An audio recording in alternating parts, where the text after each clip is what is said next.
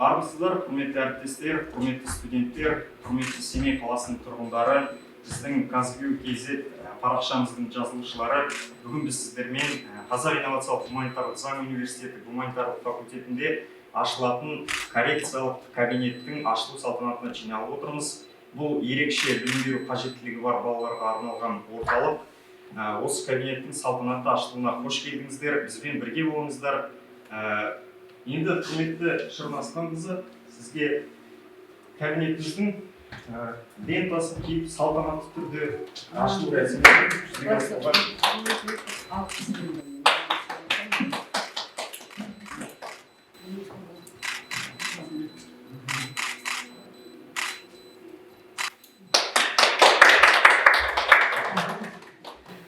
Ой, тамаша.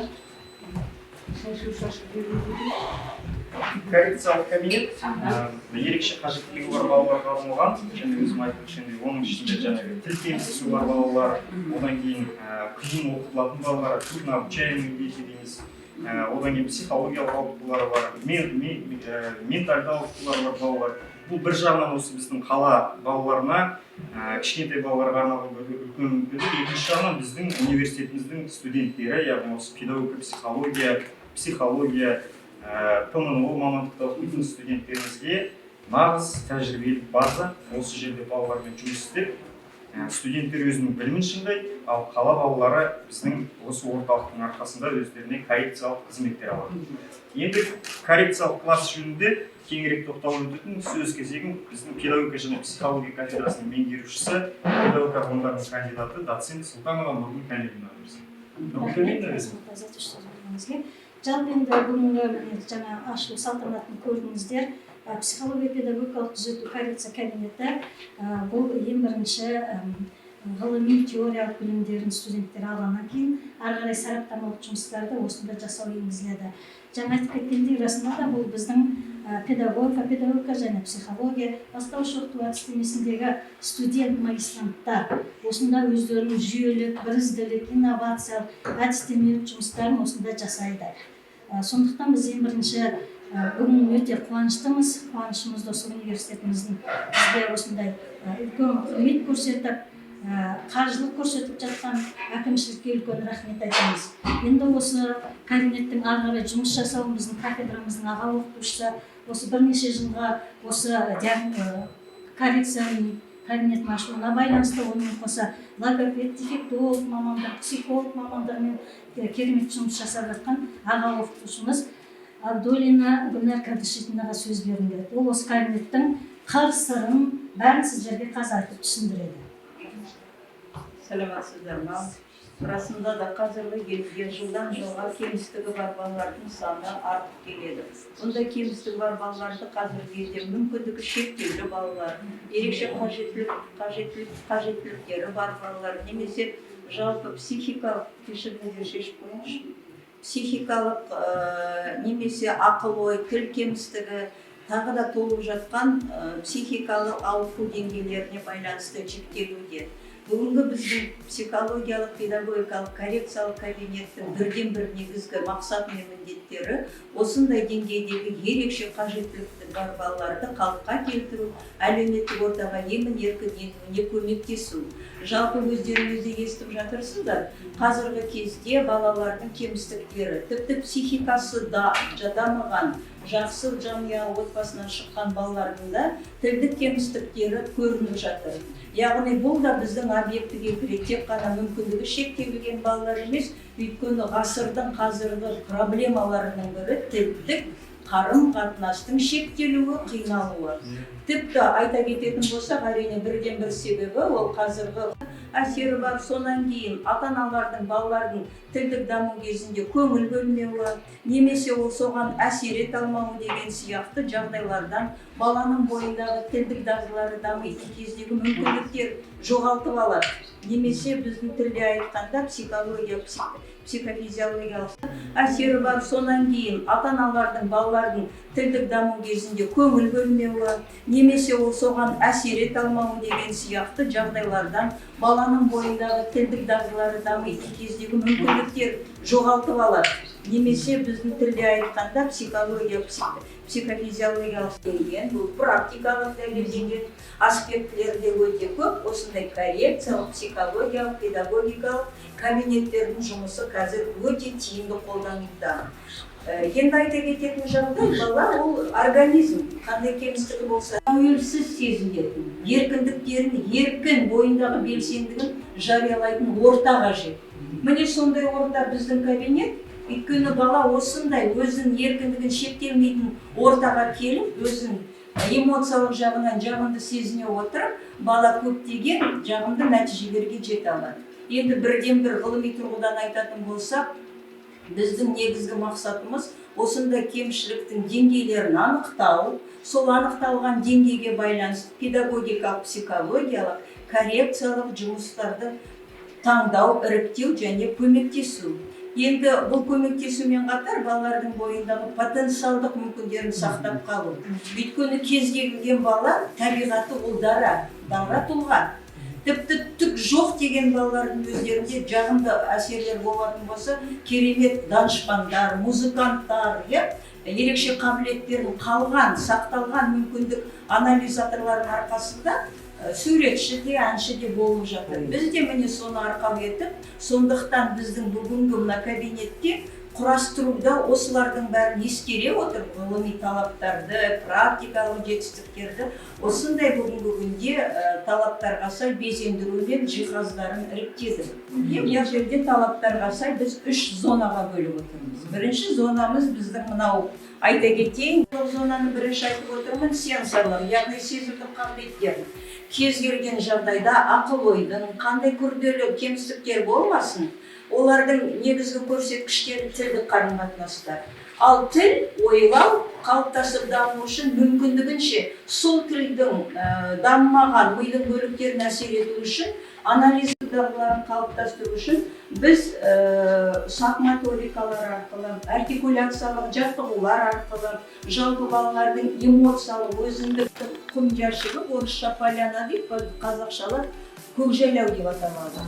Бұның өзіндік үлкен ерекшелігі, мынау бүкіл методикалық талаптарға сай құрастырылған, өте жеңіл, өте тиімді және барлық мынау қойылатын талап тілектердің барлығы кешенді түрде шешілген. Мысалы үшін балаға егер қоршап көрейік, яғни бұның негізі балаларды ең алдымен мынандай бастауын таныстырамыз, айта кетейін. Мысалы, құрметті балалар, сендер саяхатқа барғыларың келе ме? Құм қаншайымына барғыларың келе ме деген сияқты балаларды қызықтырып алып, онан кейін тәртібін айтамыз, онан кейін ойын ойнағыларың келе ме? Саяхатқа барғыларыңыз келсе, кәнекей ойын ойнайық. Бүгінгі біздің ойынымыз вулкан деп аталады. Вулкан деп аталады. Практика жүзінде көрсететін болсақ, қазір қолымызбен вулканды жинаймыз. Мінекей, былай жинайды. Балалар қызықты жинайды. Міне қолмен, яғни бала мүмкіндік бар. Жасайсың. Бұйыңғып не болғын жасаған. Жинадық, қазір тоқтарыңызды 3 секунд тосамыз, өздеріңіз байқайсыздар.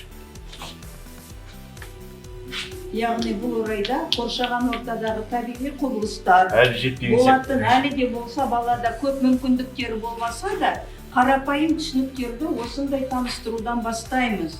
Бала қызығады, яғни қызығушылығы, эмоциялық жағымды әсерлер алады. Жағымды әсерлер ала отырып, осы деңгейде, яғни тағы да келесі дәрежеге өтуге ұмтылыс болады. Баланың бойы, бұны негізінде тек қана балалар емес, қазіргі психиатрияға айта кетейін қосымша ретінде. Үлкен адамдардың инсульт, инфаркт алған жағдайларда, сөйлеу ми алқаптары жұмыс істемеген жағдайларда оларды сөйлету, қайтадан оңалту, реабилитациялау дейді ғой. Сондай жағдайларда да мына құм терапиясы, жалпы арт-терапияның бір түрі. Балалармен бағдаршамды да сұраймыз. Балалар жолдан өткенде бағдаршам қандай түске өтесін дейді, жасыл түске. Яғни мынаны жолын ашамыз. Көмектесе беру болады. Қатысушы балалар жолдарын аша береді. Тілашар, бұл да интерактивті құрал болып табылады. Бұның бір ерекшелігі балалар өзі қолмен келіп таңдайды. Және кейбір мысалы үшін балалармен қайталаймыз, бірге тыңдаймыз. яғни вертолет ұшу үшін үрлеуіңіз керек. Тұтығатын бала сөйлегенде сөздің шығару фазасының бұзылуымен байланысты ғой. Сондықтан тыныс дұрыс алған бала ары қарай әсіресе енді басталып келе жатқан. Қасындағы бала осы у деген дыбысты дұрыс айтса, мұғалім одобрение ретінде нам басады. Яғни мұғаліммен тығыз баланың қарым-қатынасын Біздің дыбыстық кемістіктерді, тілдік дағдыларды қалыпқа келтіруге арналған арнайы құралдарымыз да бар, жаттығуларымыз да бар. Бірақ қазір пандемияға қарсы біз көрсете алмаймыз. Негізінде дыбыстық артикуляциялық органдарымызды қалыпқа келтіру, дыбыстарды қою, артикуляциялық органдарға массаж жасауға арналған зондтарымыз бар, методикалық құралдарымыз да бар. Және де сондай-ақ тілдік дамуға арналған қосымша стол үстінде арналған құралымыз да бар.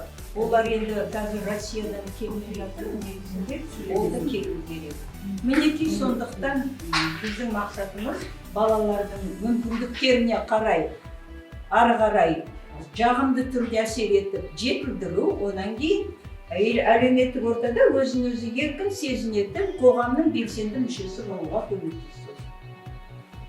Сондықтан мінекей біздің және де ойын зонасында мына жерден алған әсерлерін балаларға суретке салу, пластилинмен өзінің ойындағы әртүрлі ақыл-ой таныту үрдістерін неше жастағы балаларға? Негізінде 2-ден 10 жасқа дейінгі балаларға да болған кейбір кемістіктің ерекшеліктеріне байланысты тіпті 7 жастағы, 10 жастағы балалардың қабілеттілік дамуы әлі де болса мектепке дейінгі кезеңдегі методикаларды жүргізуді талап етеді. Мектепке дейінгі ерекшеліктерін психолог-педагогтерге бастауыш оқытуда да бағалайды дейсіз ғой. Қазір тіл кемшіліктері болады. Соларды осы жерде біз жаңағы бастауыш оқыту әдістемесіне қосып отырмыз. Олар да осы жерде емін-еркін өздерін сараптамалық ғылыми теориялық жұмыстарын жасай алады. түрде жасалған бір үлкен стратегиялық маңызды нәрсе болып тұр ғой. Өте қажет қала үшін, әрине қоғам үшін өте қажетті, әсіресе мына жас буын үшін балалар үшін жасалған. Инстаграмнан көріп отыр, қызығып отыр. Әрине, студенттер үшін ол өзінен өзі практика, негізінде қоғам үшін бұл өте қажетті нәрсе. Сондықтан көп рахмет бәріңізге. Рахметтен бұрын сіздерді құттықтаймын. Бұл тәуелсіздік мейрамына сіздерге тартылған сый.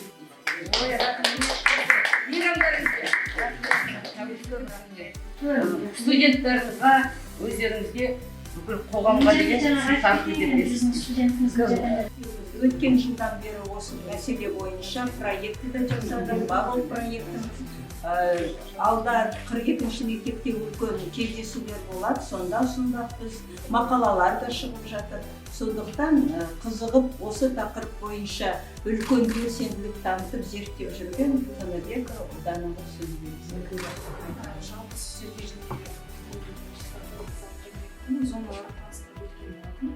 Мен бұған енді ештеңе қоса алмаймын, өйткені толық айтып кетті біздің мұғалім. Енді бұл жерде бізде Мария Монтессоридің әдістемелерімен визингордты таныстыралым. Бұл бізде және оқу зонасының қосымшасы деп санауға болады. Бізде бұл визингордтар біздің кафедраның педагогика психология және де бастауышта оқыту әдістемесі методикасы мамандықтарының студенттер жасаған болатын.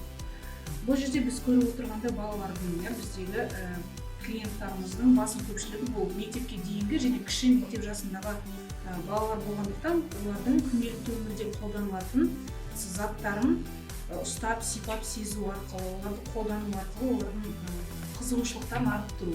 Сонымен қатар жәнегі балалар оларды сипап сезгенде олардың нейрондық сигналдар ойларына барып, және балалардың физикалық, интеллектуалды және сенсорлық дамулары іске қосылады. Сондықтан бізде осындай 3 тақта жасалған болады. Мысалы күнделікті өмірде қолданып жүргендер Жалпы заттардың қасиеттерін ерекше білуге байланысты құрастырылған қатты жұмсақ әртүрліге. және тек Соларды жетілдіру. борттар ғана емес, мына жердегі қолөнер бұйымдарында жасалған боламыз. Бұл жерде не сипап сезу, иә, бұл материалдарына, түстеріне байланысты балалар көптеген осындай механизм развития, даму механизмдері іске қосылады. Өте жақсы. Осы міне бүгін біз сіздерге өзімді айтайық. Әрине деген үлкен нәрсе, студенттарымыз әсіресе студенттарым өте қуанатын болды. Осындай жағдайда ертең офлайн жүйесі бойынша сабақ басталған кезде студенттарға бірінші сіздердің тартуларыңыз университетті ашық, есігін ашық дегенде әсіресе бірінші курстың студенттері, енді практикаға баратын басқа студенттеріміз жалпы мамандыққа өте қажетті нәрсе. Айтып тұр ғой, тек қана біздің студент емес, әсіресе мына жасөспірім қоғам, мына Семей қаласы үшін, ата-аналар үшін деген өте бір үлкен нәрсе. Сондықтан бұл үлкен стратегиялық жоспар деп есептейміз. Сол жоспарымыз бүгін жүзеге асты. Шемей аласып сияқты. Ой, көп рахмет. Студенттердің атынан университет басшылығына айтар алғысымыз мол. Жұмысқа сақадай сай дайынбыз. Енді еліміздегі санитарлық эпидемиологиялық жағдай мүмкіндік берген уақытта орталық өз жұмысын толыққанды бастайды. Өте